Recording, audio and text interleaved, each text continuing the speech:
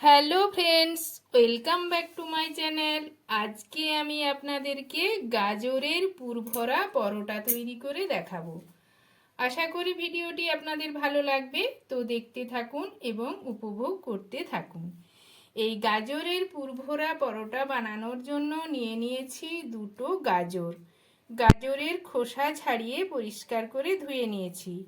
আর নিয়েছি একটা পেঁয়াজ কুচোনো, দুটো কাঁচা লঙ্কা কুচি, নিয়ে নিয়েছি একটা সেদ্ধ করা আলু। পরোটা তৈরি করার জন্য আটাটা মেখে নেব। আটার মধ্যে দিয়ে দিচ্ছি পরিমাণ মতো লবণ। লবণটা আটার সাথে ভালোভাবে মাখিয়ে নিচ্ছি। আর দিয়ে দেব 2 চামচ পরিমাণ সাদা তেল। তেলটাও আটার সাথে ভালোভাবে মাখিয়ে নিচ্ছি। তেলটা আটার সাথে ভালোভাবে মাখিয়ে নিয়েছি। এরপর অল্প অল্প জল দিয়ে আটাটা মেখে নেব। আটাটা মাখা হয়ে গিয়েছে। এরপর এর ওপরে অল্প তেল দিয়ে দিচ্ছি। তেলটা আমি আটার মণ্ডটার উপর ভালো করে মাখিয়ে দিচ্ছি। মাখিয়ে দিয়ে একটা ঢাকনা চেপে দিয়ে আধ ঘন্টা মতো রেখে দেব। এখন আমি পরোটা বানানোর জন্য পুরটা তৈরি করে নেব। প্রথমে গাজরগুলো গ্রেট করে নেব। এইরকম গ্রেটার দিয়ে গাজরগুলোকে গ্রেট করে নিতে হবে।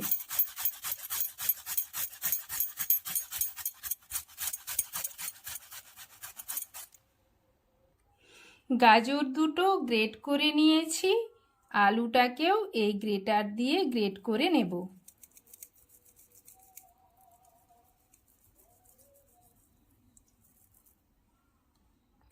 আলুটাকে গ্রেট করে নিয়েছি।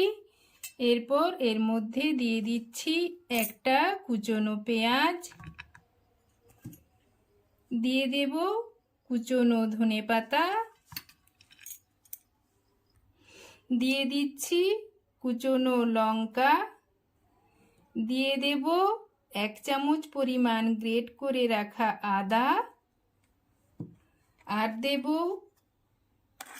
হাফ চামচ পরিমাণ ধনে গুঁড়ো, দিয়ে দিচ্ছি হাফ চামচ পরিমাণ জিরে গুঁড়ো,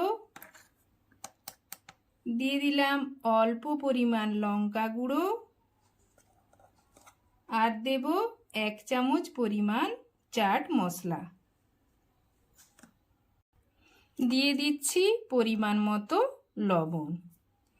এই সব উপকরণগুলো আমি ভালোভাবে মিশিয়ে নেব। গাজরের পুরটা রেডি হয়ে গিয়েছে। ফিরে এলাম আধ ঘন্টা পর। এই মণ্ডটা একটু ঠেসে নেব।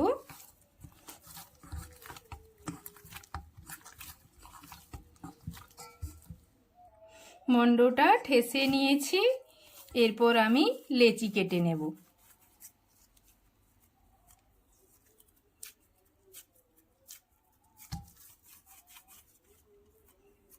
এরকম ভাবে আমি সব লেচিগুলো কেটে নেব।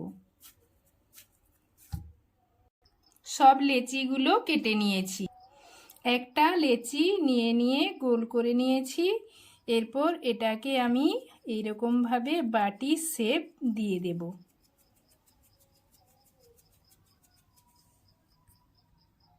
বাটি শেপ দিয়ে দিয়েছি। এর মধ্যে দিয়ে দিচ্ছি তৈরি করে রাখা আলুর পুর।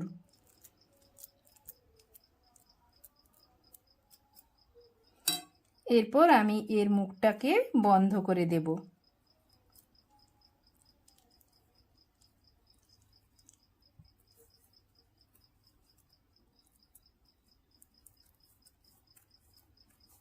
খুব ভালো করে মুখটা বন্ধ করে দিতে হবে। মুখটা বন্ধ করে দিয়েছি। এখন এটাকে আমি বেলে নেব। বেলন পিঁড়ির মধ্যে তেল মাখিয়ে নিয়েছি। আর এটাকে একটু আমি চ্যাপ্টা করে নিয়েছি। এখন বেলে নিচ্ছি। খুব হালকা হাতে বেলে নিতে হবে। দেখুন বন্ধুরা, পরোটাটা আমার বেলা হয়ে গিয়েছে। এরপর ওপর থেকে কিছু ধনেপাতা আমি দিয়ে দিচ্ছি পরোটাটা দেখতে ভালো লাগার জন্য। দিয়ে একটু বেলে নেব, হালকা হাতে বেলে নেব। পরোটাটা আমার তৈরি হয়ে গিয়েছে। এইরকম ভাবেই আমি সব পরোটাগুলো বেলে নেব। পরোটাগুলো ভাজার জন্য চুলায় একটি প্যান চাপিয়ে দিয়েছি। প্যানের মধ্যে দিয়ে দিচ্ছি তৈরি করে রাখা পরোটা।